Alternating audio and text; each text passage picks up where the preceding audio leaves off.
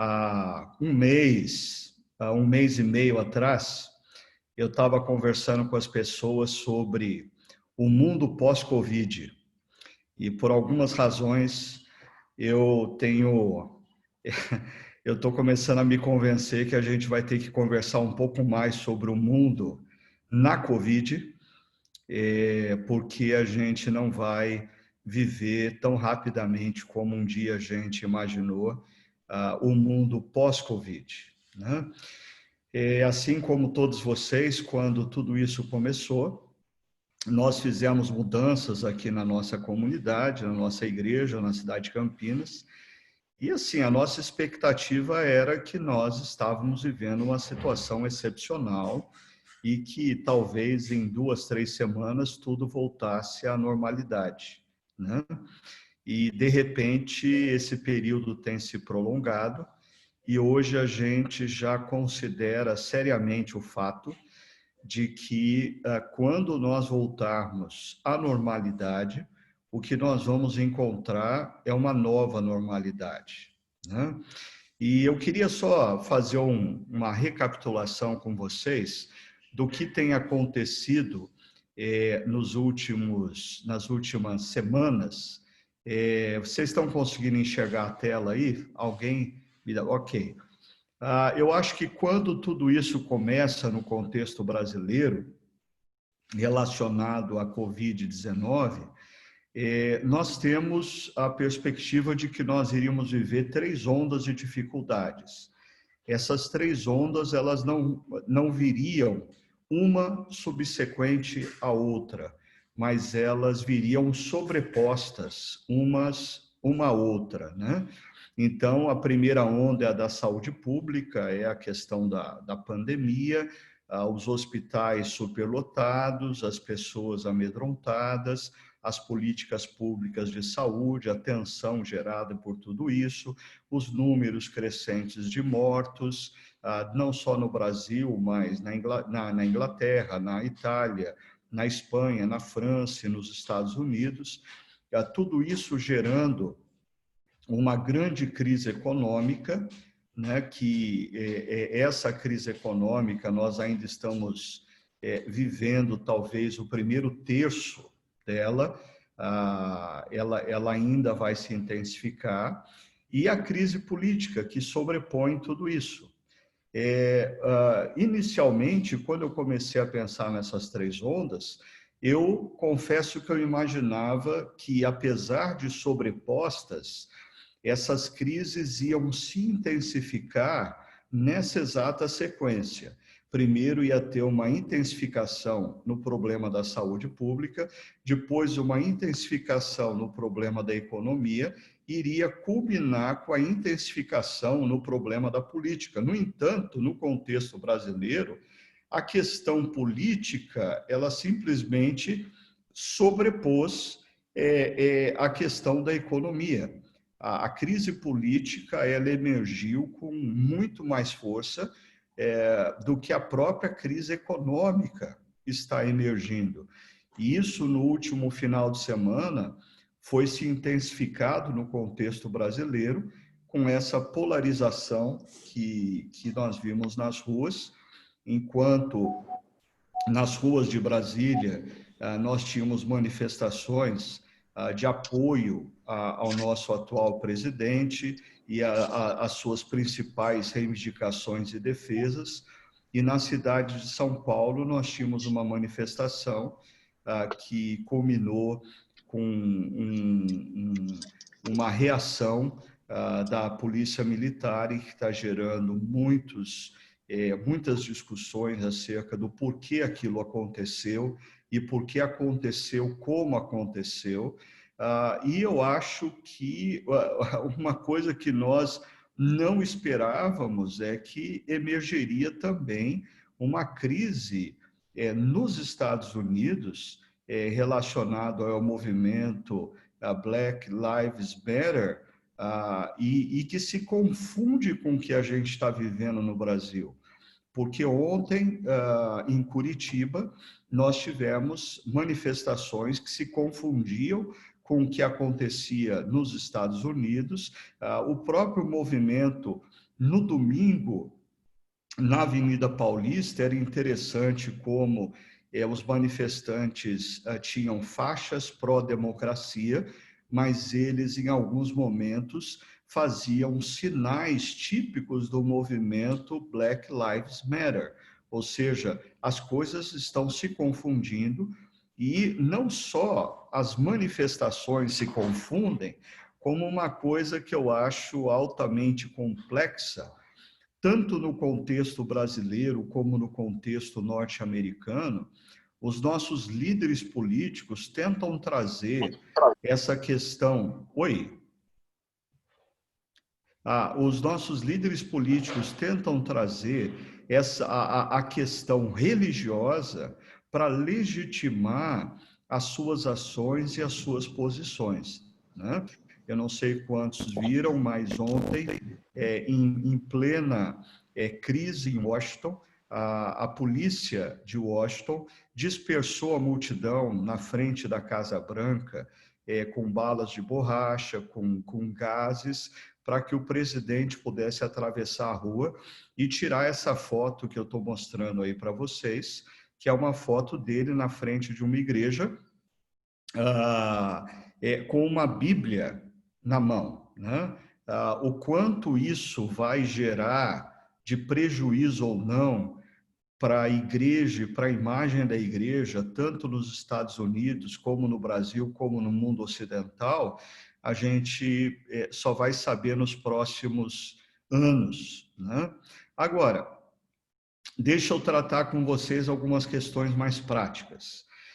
Quando essa crise relacionada à Covid teve início, eu procurei orientar a nossa equipe pastoral aqui e procurei falar a nossa rede de plantadores e pastores sobre essas três ações que eu achava que eram essenciais e continuo achando que essas ações são essenciais para a gente lidar nesse contexto da crise gerada pela Covid-19, o isolamento social, as nossas igrejas dispersas ou as nossas igrejas nas casas, existe o lado positivo disso, né? E esses três movimentos foram os movimentos que eu incentivei os nossos amigos a pensarem. Primeiro, a necessidade de todo mundo se adaptar ao mundo digital. Ou seja, houve um grande movimento, igrejas que eram altamente resistentes à transmissão dos seus cultos, em 2 semanas já tinham seus cultos, pastores se desdobraram, começaram a fazer lives e começaram a usar as ferramentas do mundo digital. Foi assim uma revolução. Em 2 semanas, que em 20 anos a gente não via acontecer no contexto das igrejas. Eu acho que o problema disso aí é que a gente precisa se adaptar ao mundo digital sem perder o senso crítico. E uma das minhas grandes preocupações é que nós temos lidado com as ferramentas do mundo digital, do mundo online, as redes sociais, sem teologia, sem fazer uma ética relacionada às redes sociais. Deixa eu só dar um exemplo para vocês da importância da gente ter teologia e ética para lidar com as redes sociais.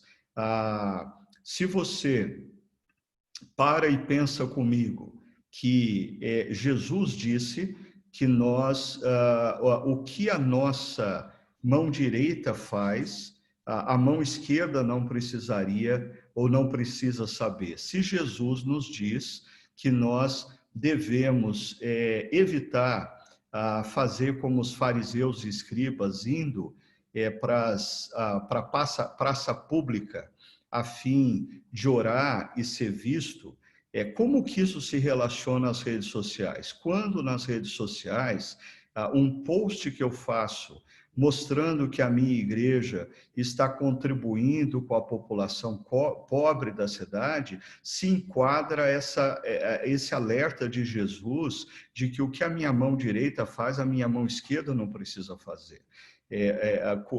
Como que nas redes sociais nós podemos praticar essa questão que Jesus diz para a gente não ir na praça pública para ser visto orando, né? Eu não estou fazendo críticas a quem faz ou deixa de fazer, eu só estou tentando mostrar como as redes sociais elas nos trazem um novo momento e parece que às vezes a gente tem lidado com elas sem teologia e sem ética, né? Ética cristã. A segunda coisa que eu pedi para os pastores das nossas redes de plantação e igrejas parceiras atentarem era a importância para eles se dedicarem ao cuidado das pessoas. Eu tenho visto que o problema do primeiro movimento é que muitos pastores adentraram no mundo digital e se esqueceram do mundo real. Alguns pastores estão gastando mais tempo com as redes sociais do que com as redes de amigos. E eu acho que nesse momento em que a gente não pode cuidar das pessoas pessoalmente, é um momento muito importante para a gente resgatar o uso da nossa voz, o uso do tom da voz. Eu sei que o WhatsApp facilita a vida da gente, porque a gente manda para várias pessoas simultaneamente um recadinho dizendo como que você está, está tudo bem. No entanto, esse é o momento em que as pessoas estão precisando ouvir a nossa voz. E eu tenho tido algumas experiências minhas e de outros pastores aqui, muito interessantes, quando nós ligamos para uma pessoa e, de repente, só um instante aqui que eu estou... Ok. Ok. Nós ligamos para uma pessoa e perguntamos como ela está, e ela, a primeira resposta que ela nos dá é sempre uma resposta de tá tudo bem, pastor, não tem, estamos em ordem. Aí, de repente, a gente insiste, só um pouquinho, gente, que eu estou aqui recebendo um telefonema e estou tentando ver como que faz para tirar daqui, mas vamos lá.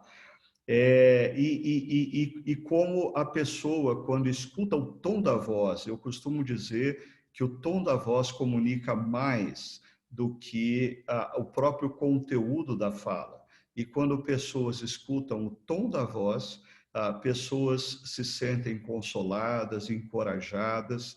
Então, nós começamos um movimento aqui na nossa equipe de semanalmente ligar para as pessoas para saber como é que elas estão, perguntar se elas estão precisando de alguma coisa e perguntar para elas se nós poderíamos orar por elas. E é interessante como, quando nós começamos a fazer isso, até com visitantes que vieram na nossa igreja nos últimos 6 meses, pessoas que estavam altamente resistentes à igreja e ao evangelho, hoje elas estão abertas e querendo esse contato e esse cuidado, né? E um terceiro movimento é o movimento do manter o engajamento e a mobilização. Uma preocupação que eu tenho com algumas igrejas que estão se dedicando intensamente a manter, por exemplo, os seus cultos online, os seus discipulados online, seus grupos pequenos, pastores fazendo lives. Uma grande preocupação que eu tenho é, passado esse momento da Covid-19, quando nós começamos a convocar novamente as nossas igrejas, a gente descobrir que a gente não tem mais igreja. A gente descobrir que as pessoas se desconectaram emocionalmente do projeto, elas se desconectaram da visão do projeto. Então, é muito importante iniciar desde já o desafio e fazer uso de instrumentos que gerem engajamento, que gerem mobilização das pessoas. No último culto aqui da nossa comunidade, nós tivemos uma experiência muito interessante. Algumas crianças nasceram nesses últimos meses e a gente não teve a oportunidade de apresentá-las à comunidade. Então, nós pedimos para que os casais gravassem um pequeno vídeo apresentando as crianças à comunidade. E nós passamos isso no culto. Foi muito interessante a reação e a percepção que a equipe pastoral teve de que as pessoas estão precisando ver as pessoas. E em outra situação, nós estamos gravando um vídeo agora com pessoas que estiveram doentes, algumas de Covid-19, outras de outras enfermidades, para falar para a comunidade, para falar para todos o que aconteceu, mas declarar que está tudo bem. Então, são formas de a igreja se manter ligada afetivamente, engajada, e até mesmo nos ministérios. Eu sei que é um grande desafio como mobilizar pessoas para o ministério num período de isolamento social, mas nós temos procurado mobilizar pessoas para orar. Eu acho que tem alguém com o microfone ligado aí, hein, gente? Procurou direito lá? Vai ver direito, se não tem. É o Joilson, não? Ok. Vamos lá.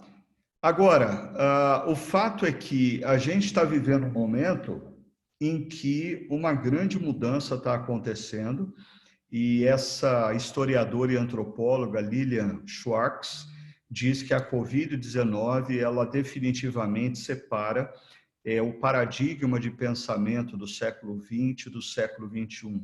Ou seja, o mundo como nós conhecíamos antes da Covid não existe mais. A gente não vai voltar à realidade de fevereiro do ano passado. Essa realidade simplesmente não existe mais. Então, a gente vai precisar se reinventar.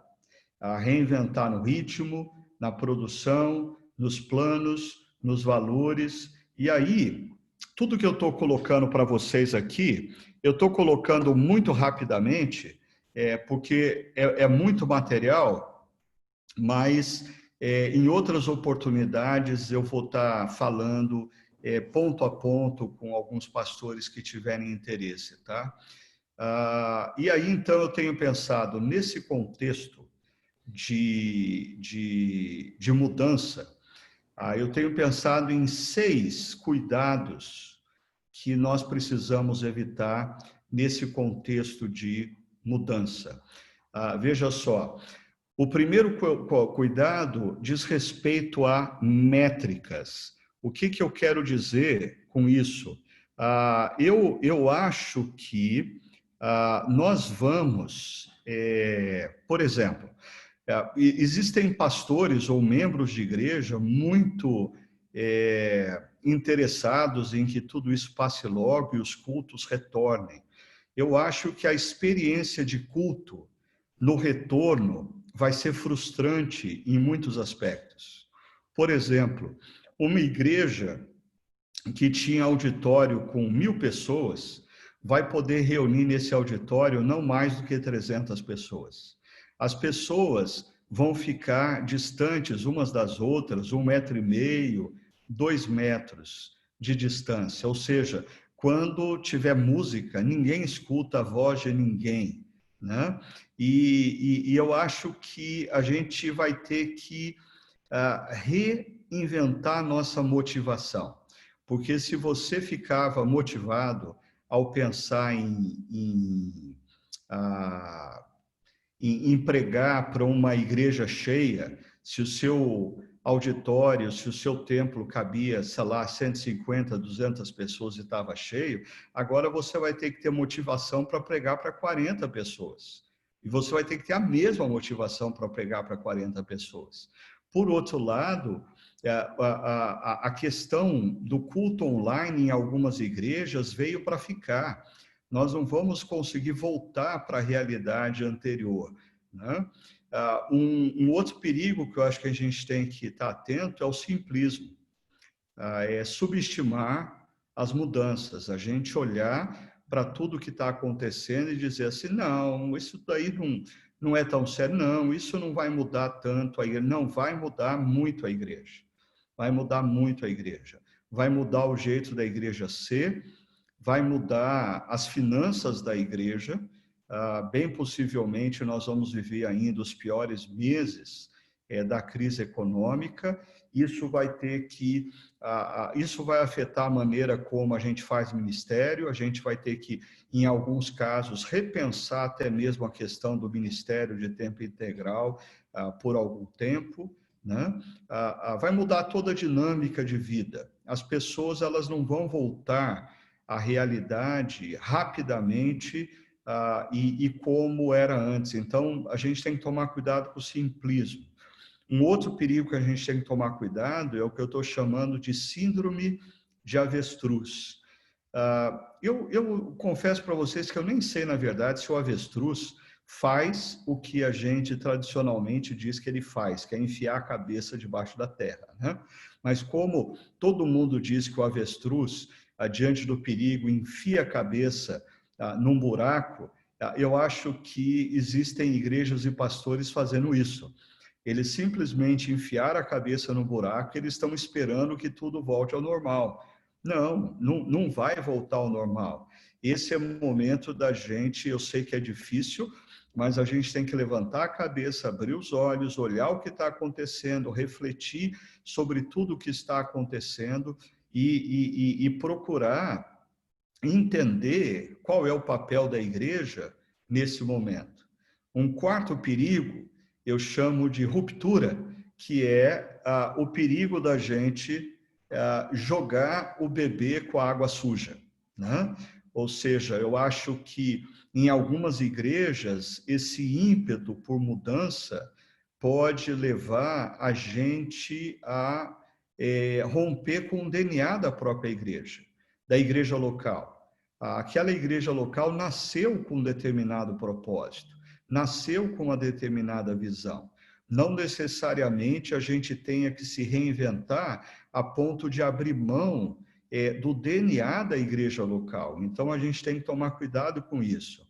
Um quinto perigo diz respeito ao pragmatismo, né? O pragmatismo é o mudar por mudar. Mudar sem reflexão, mudar sem teologia, mudar sem filosofia, sem entender o nosso momento. A gente precisa olhar para a cultura nesse momento, perceber o que está acontecendo, olhar para a Bíblia, refletir teológica, biblicamente, para a gente encontrar respostas para os problemas da cultura. Agora, o pragmatismo, ele faz a gente mudar porque é legal, mudar porque tem que mudar, mudar porque está todo mundo mudando, então eu vou mudar também. Cuidado com isso. E o sexto e último perigo é a clonagem, né? Que está muito associada à preguiça. A preguiça de pensar, a preguiça de refletir, a preguiça de ir a fundo nas questões. Então, é mais simples e mais cômodo eu entrar num site de uma igreja dos Estados Unidos, ver o que eles estão fazendo e dar um copy-paste, né? Eu copio, dou uma repaginada, dou uma olhada no que grandes igrejas no Brasil estão fazendo, subo, copio e repagino, sem a preocupação de fato, entender o que está se passando da minha comunidade, no meu contexto. Então, eu confesso para vocês que eu queria ter 7 perigos, porque o número 7 é um número bonito, né? Um número assim, cabalístico e é bíblico, né? O número da perfeição. Mas eu deixei aí 6, porque quem sabe, na nossa discussão, você possa acrescentar o 7º ponto, mas para mim esses são 7 perigos que a gente tem nessa mudança. Não ter as métricas corretas, agir com o simplismo, botar a cabeça debaixo da terra para esperar tudo passar, romper a ponto de você jogar fora o DNA da própria igreja, pragmatismo, mudar por mudar e clonagem. Então, só para encerrar e passar para as perguntas, que eu acho mais válido a gente conversar sobre o assunto do que eu falar muito sobre o assunto, aqui eu tenho 3 dicas do que a gente está fazendo no mundo Covid-19. Enquanto a gente está sob a influência dessa crise, é isso que a gente está fazendo, pelo menos aqui no nosso contexto. E aqui diz respeito à necessidade das mudanças que precisam acontecer, os perigos que a gente precisa evitar. O que nós precisamos ponderar nessa reinvenção da igreja para o mundo pós-Covid. Aqui, a igreja no mundo pós-Covid. Aqui, algumas diretrizes para a gente fazer as mudanças para ser igreja no mundo pós-Covid. Tá bom? Eu queria mais provocar vocês com essas palavras e abrir mais para conversa, para o bate-papo, porque eu, pelo menos, gosto mais de poder interagir. Então, Mário, eu já vou eu posso ir lendo as perguntas aqui e ir trabalhando com o pessoal?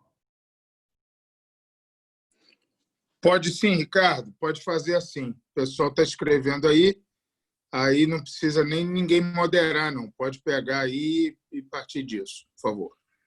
Ok. Então, a primeira pergunta que eu estou vendo aqui é do Júnior, pastor Júnior Farol. Como trabalhar a questão financeira com a igreja de hoje? Bom, eu diria o seguinte, o primeiro passo é, se você ou os demais amigos e amigas já não estão trabalhando, eu diria, vocês estão 2 meses atrasados aí, e a gente precisa olhar para essa questão de maneira muito séria. Eu diria, tanto na vida eclesiástica como na vida pessoal, esse é um momento que nós precisamos olhar para o nosso orçamento e fazer cortes.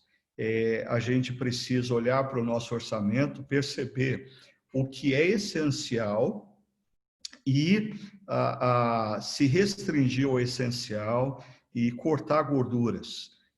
A gente precisa se preparar para o pior. Eu diria que, normalmente, numa guerra, quem morre primeiro são os otimistas. Por quê? Porque os otimistas, eles acreditam tão piamente que as coisas vão passar rapidamente que eles não se preparam para o pior. Né? Então, nós precisamos, é claro, eu não estou convidando você a ser um chato pessimista, mas eu diria um realista esperançoso, como dizia o nosso querido Suassuna, né? Um realista esperançoso. Nós precisamos ter esperança, mas precisamos ser realistas. Então, precisa olhar para o orçamento da igreja e fazer cortes. Precisa olhar para o orçamento doméstico e fazer cortes. Outra coisa, eu diria que a maneira da gente manter a conexão com as pessoas, na comunidade local, no que diz respeito à questão financeira,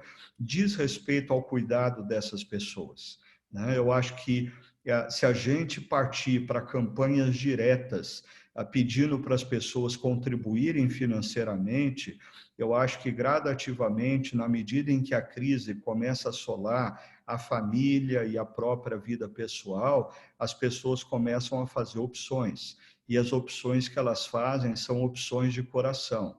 E se nesse momento ela perceber que ela está sendo cuidada pela igreja, que o pastor tem carinho por ela, eu acho que assim ela vai resistir grandemente em cortar a contribuição financeira da igreja. Ela vai procurar manter a conexão com a comunidade local.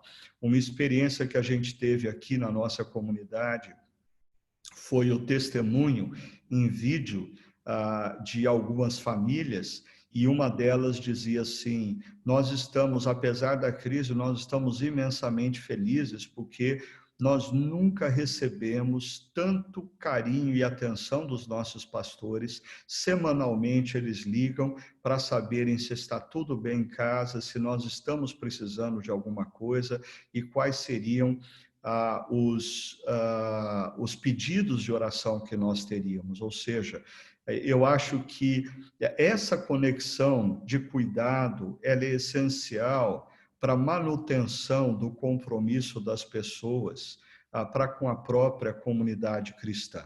E uma última dica sobre essa questão financeira na igreja é, no corte financeiro, a gente tem que tomar cuidado para não cortar naquilo que a gente vai mais precisar nesse momento. Por exemplo, se tem que se fazer corte, você não tem que fazer o corte da banda larga na internet. Isso você vai precisar tremendamente, né?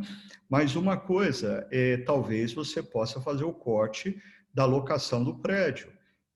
Aqui, na realidade de Campinas, desde o primeiro momento, nós negociamos com os proprietários e um espaço que nós usávamos de um hotel, nós simplesmente cancelamos o contrato.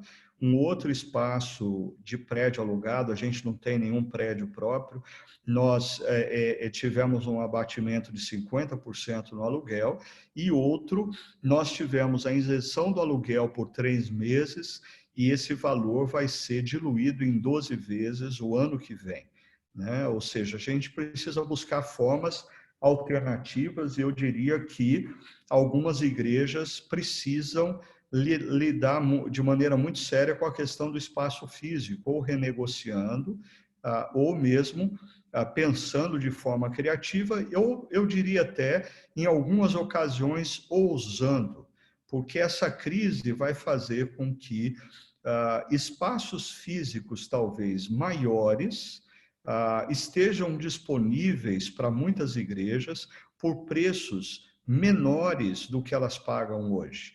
Mas tudo isso precisa ser analisado com muito cuidado em cada região, e de preferência por uma equipe que entenda um pouquinho da situação para ajudar o pastor a tomar essa decisão, né? E deixa eu ver aqui.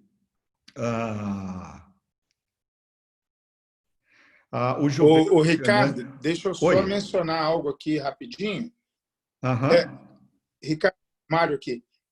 É só que você vai ver que tem muitas perguntas e comentários, só para confirmar que é a teu critério, ok? Selecionar 2 ou 3 mais relacionadas aí com a linha, tá? Fica bem à vontade, não fica na obrigação, não, porque o tempo é limitado. Tá, e você também pode fazer o seguinte, Mário, na medida que eu estou respondendo uma aqui, você pode ver uma lá embaixo interessante e puxar isso e trazer para mim, tá bom? Posso tentar também, mas quero deixar você à vontade. Ok. O Gilberto Fernandes, de BH, ele fala que gostaria de ouvir mais sobre o tom da voz. Deixa eu dar para o Gilberto e para vocês o mapa da mina, a coisa que o Mário, quando estava no seminário, certamente já ouviu de mim, né? Eu aprendi muito sobre isso com um autor, um pastor presbiteriano já falecido, chamado Eugene Peterson. O Eugene Peterson, ele trabalha essa questão de que, na prática pastoral, nós precisamos nos atentar que o tom da voz comunica mais do que o conteúdo da fala. A voz pastoral, Jesus mesmo disse que as ovelhas conhecem a voz do seu pastor. E eu acho que na comunicação de maneira geral, às vezes a gente falha ao não perceber a importância do tom da voz. Às vezes a gente comunica algo que é certo, mas com um tom de voz equivocado. E eu diria que quando você liga para uma ovelha nesse momento, 2 coisas são extremamente importantes. Primeiro, você ouvir o tom da voz dela. O tom da voz dela revela muitas vezes desânimo, depressão, ansiedade, preocupação, e ao mesmo tempo é importante ela ouvir a voz do seu pastor. O tom da voz que o pastor usa pode encorajar, pode fazer essa pessoa se sentir acolhida, fazer essa pessoa não se sentir sozinha num momento difícil. Então, eu acho que um perigo que nós corremos nos tempos atuais é nós nos contentarmos com a linguagem escrita, a gente mandar WhatsApp para pessoas. E vocês devem conhecer inúmeros casos de problemas de relacionamento, porque as pessoas leram a mensagem, mas não ouviram o tom da voz. E porque elas só leram e não ouviram o tom da voz, elas entenderam a mensagem da maneira completamente contrária do remetente original, né? Então, por isso eu tenho incentivado a gente, no cuidado pastoral, não usar o WhatsApp e redescobrir que os nossos celulares também fazem ligações telefônicas. Uma coisa que a geração mais jovem talvez não saiba, né? Mas assim, celular, além de servir para acessar rede social, para mandar mensagem de WhatsApp, é incrível, mas celular também faz ligação telefônica. Experimente, que vai ser divertido você perceber como no passado a gente se comunicava. E aí eu acho que a gente resgata essa questão. Eu queria só enfatizar, eu sei que alguns podem estar pensando, mas no WhatsApp eu mando uma mensagem por voz. Ok, pode ser melhor do que o texto, mas a gente está falando de encontro, a gente está falando de diálogo, a gente está vivendo um momento em que as pessoas estão precisando conversar. É impressionante como as pessoas estão precisando ver umas às outras e elas estão precisando dialogar. Então, eu acho que o nosso encontro com as pessoas precisa ser caracterizado por essa questão do diálogo, né? O Eduardo Mendes fala para eu comentar a questão ética. Estamos vivendo momentos de culto online. Qualquer coisa que falamos que não seja ético quanto a outras pessoas, religiões, etc., podem gerar grandes problemas. Sim, essa questão, eu, por exemplo, há muito tempo, a gente tem a transmissão dos nossos cultos online aqui na Chácara Primavera, só que assim, existem 2 cultos aos domingos, antes da Covid, que eram transmitidos e outros cultos que não são transmitidos. E eu tive que aprender que quando eu estava pregando num culto que estava sendo transmitido, eu precisava tomar cuidado imensamente com as palavras para não ser mal compreendido, para que ninguém entendesse que eu estava fazendo uso daquele momento para críticas ácidas a grupos ou a pessoas, né? Agora, quando eu falei da questão ética das redes sociais, eu estava falando numa dimensão mais motivacional, né? Por que eu faço um post?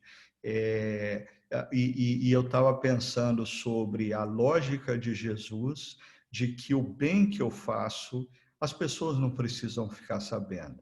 A oração que eu faço entrando no meu quarto secreto e orando, e o Deus que me vê em secreto vai me responder. Mas as redes sociais, elas vão na contramão disso, porque as redes sociais convidam você a tornar público tudo que você faz. E eu volto a dizer, não, eu acho que não é o momento agora para discutir isso.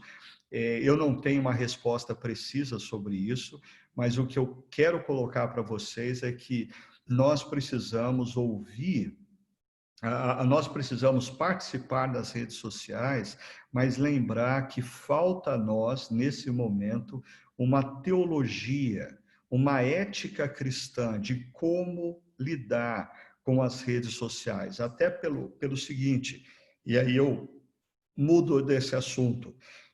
Algumas pessoas dizem que as redes sociais são uma ferramenta. Você pode usar para o bem ou você pode usar para o mal. Não, as redes sociais não são uma ferramenta. As redes sociais, elas são uma entidade. E deixa eu explicar isso. Assim como o dinheiro. O dinheiro não é uma ferramenta. O dinheiro é uma entidade. Por exemplo, se eu disser aqui para vocês que eu vou colocar uma mala com 200 mil reais na porta da minha casa e essa mala é do primeiro que chegar aqui. isso vai desestabilizar a cabeça de alguns de vocês. Alguns de vocês que moram perto de Campinas vão deixar essa reunião nesse exato instante, porque R$200 mil não ficam à disposição de alguém da noite para o dia. Por que que isso acontece? Porque o dinheiro não é um instrumento sem poder. O dinheiro é uma entidade. E como entidade, ele tem o poder de te seduzir, ele tem o poder de fazer você tomar decisões, ele tem o poder de te levar a fazer coisas que você nunca imaginou um dia a fazer. Redes sociais. As redes sociais também têm poder.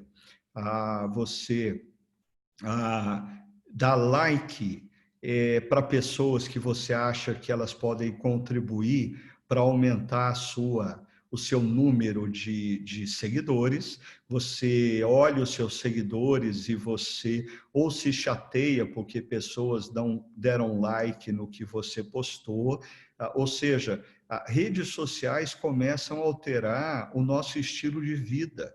Então, a gente precisa, quando a gente lida com entidades, a gente precisa considerar que entidades têm o poder de mudar as minhas atitudes, de seduzir o meu coração e sabotar a minha motivação, né? Então, é nesse aspecto que eu levanto a questão da ética nas redes sociais, né? Ricardo, Oi, querido. eu fiz o que você sugeriu aí, em termos de tentar ajudar com a seleção, porque, de fato, as perguntas todas são boas, tem uma diversidade grande, mas o tempo é curtinho, né? Então, eu conhecendo você, sobretudo a visão que você tem, a influência que você tem na área de plantação e revitalização de igrejas e o contexto que foi dito, eu selecionei 2 perguntas aqui que eu acho que poderiam nos ajudar nesse final. Tá? Primeira pergunta, o pastor Lutero fez uma pergunta muito reformada aqui, que é a seguinte: seria um tipo de replantar, revitalizar a igreja? Os princípios para o pós-Covid seriam os mesmos princípios de plantar e revitalizar uma igreja? Achei essa pergunta dele coerente com o que foi dito e muito mais ainda coerente com o que você tem dito ao longo de todo o seu ministério. E a segunda pergunta, ela é relacionada, ela é do Elian Caetano, e ela é a seguinte: como lidar com a nova geração de desigrejados?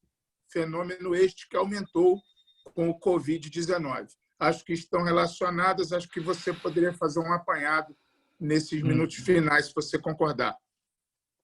Tá. Bom, então vamos lá. Primeiro, em relação à igreja. Eu vou voltar aqui a compartilhar com vocês uma fala do Mike Gorin, um mestre e mentor querido, numa situação que a gente estava conversando com um grupo de pastores sobre a Covid-19 e os pensadores atuais que são otimistas ou pessimistas. Ele fez menção de um conceito do Leslie Newbigin que diz assim: nosso papel não é sermos otimistas ou pessimistas diante do cenário em que estaremos inseridos. Nosso papel é compreendermos como se dará a nossa missão neste novo cenário. O que o Mike Gorin está querendo dizer com isso, citando Leslie Newbigin? Nós vamos entrar, sim, num contexto, num cenário diferente.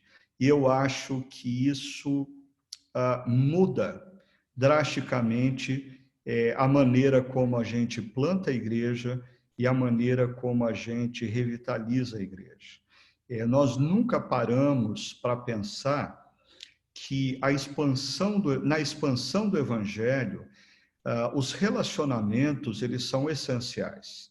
né? Existe já um livro clássico que fala amizade, a chave para a evangelização, mas inúmeras pessoas, eu vi no crescimento aqui da minha igreja local, de 40 para 1.500 pessoas, se você perguntasse qual foi a estratégia de evangelização, eu diria rede de relacionamentos.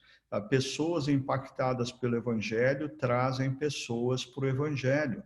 Agora, a Covid-19, ela quebra a possibilidade dos relacionamentos da forma usual. E ela, eu diria que nos próximos meses, ou talvez anos, enquanto nós não tivermos a segurança plena decorrente de uma vacina, de uma medicação que cure, e a gente tem que considerar o fato de que mesmo quando nós tivermos a vacina, até que essa vacina seja produzida para toda a população, isso vai levar algum tempo. Ou seja, tudo isso é um golpe numa questão fundamental para a expansão do evangelho, que é a rede de relacionamentos. E nós vamos ter que reinventar a nossa forma de nos aproximarmos de pessoas nesse contexto. Agora, por outro lado, existe uma grande oportunidade, que é o fato de que pessoas que estavam completamente fechadas para o evangelho há 3, 4 meses atrás, hoje estão abertas ao evangelho. Mas o nosso tempo é curto para entrar em tantos detalhes. Eu tenho dito a alguns pastores e líderes e pastoras que o momento que a gente está vivendo é um momento perigoso, porque quer queiramos ou não, vários pastores, pastoras e líderes estão esperando tudo isso acabar para voltarem a atuar, como se esse momento que nós estamos vivendo fosse um gap na missão. E eu queria dizer para vocês, não é um gap na missão. O momento que nós estamos vivendo é o cenário que Deus nos colocou para a missão.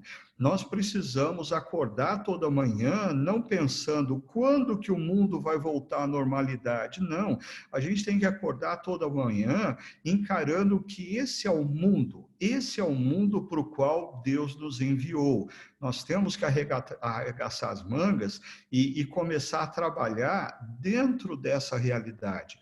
Como discípulos de Cristo, nós não temos como escolher o contexto no qual nós vamos fazer missão. Como discípulos de Cristo, nós temos que ser obedientes e engajados na missão, seja qual for o contexto.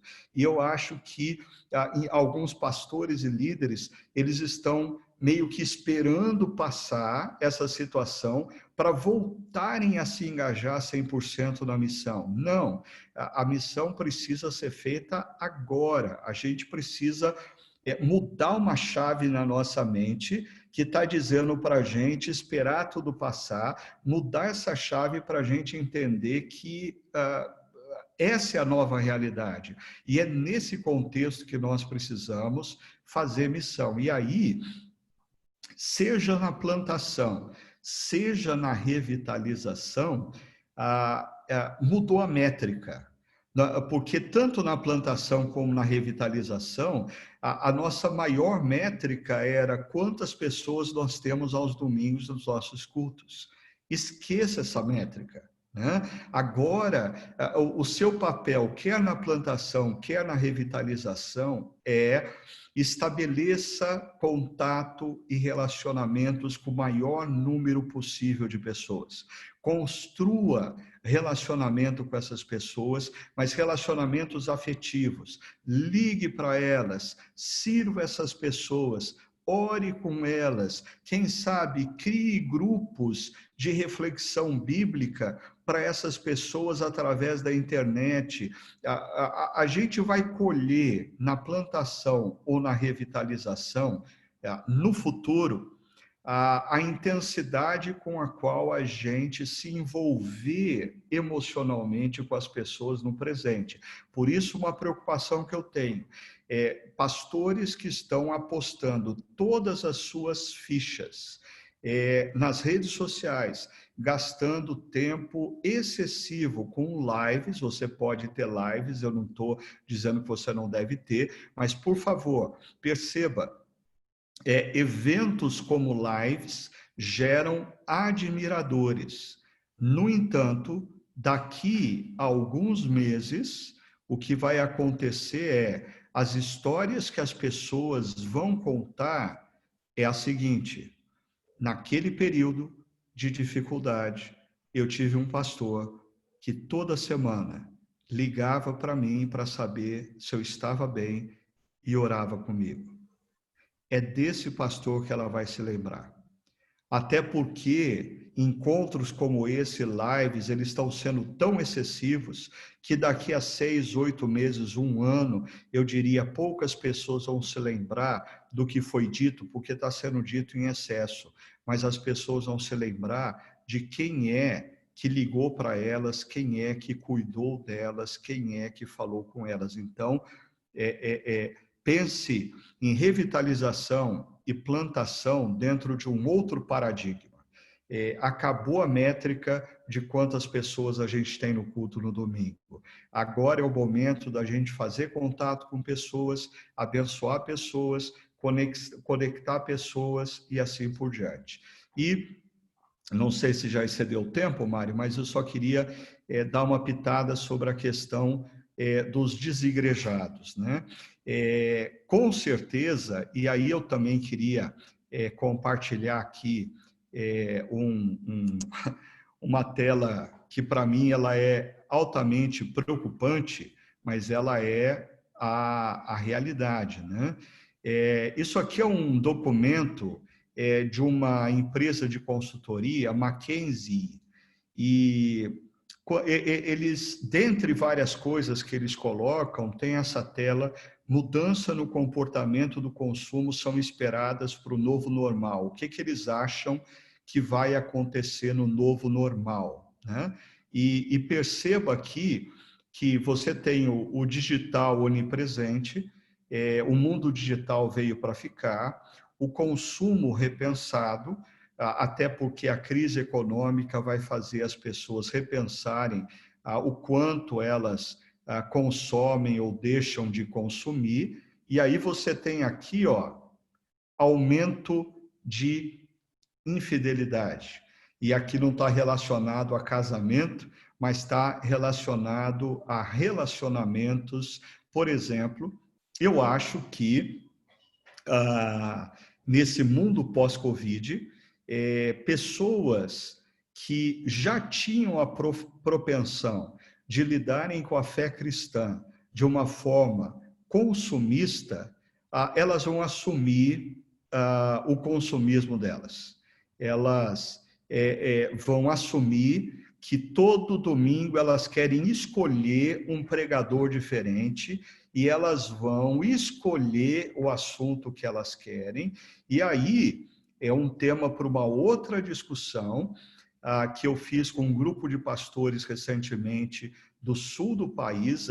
Nós precisamos olhar para a experiência neotestamentária e fazer a pergunta: qual é o mínimo irredutível da relação discípulo de Cristo e comunidade cristã? Nós precisamos redescobrir a impossibilidade de ser discípulo de Cristo sem conexão com a comunidade cristã. E essa conexão, eu não estou falando da pessoa ser membro de uma igreja local fisicamente.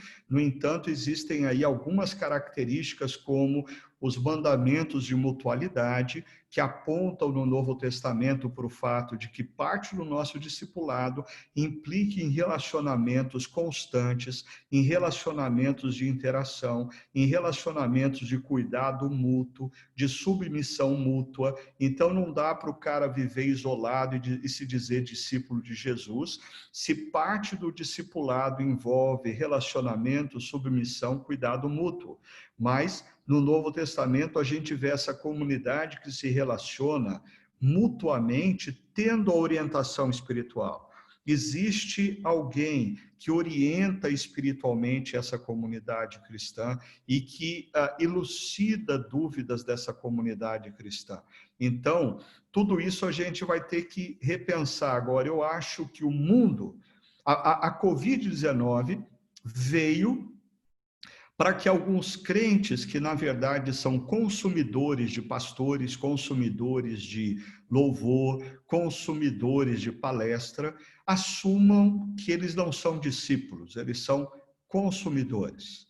E a gente vai ter que redefinir o que é discípulo, mas a gente vai ter que redefinir também o que é comunidade cristã e, consequentemente, redefinir o vínculo entre um discípulo e uma comunidade cristã, como isso vai acontecer.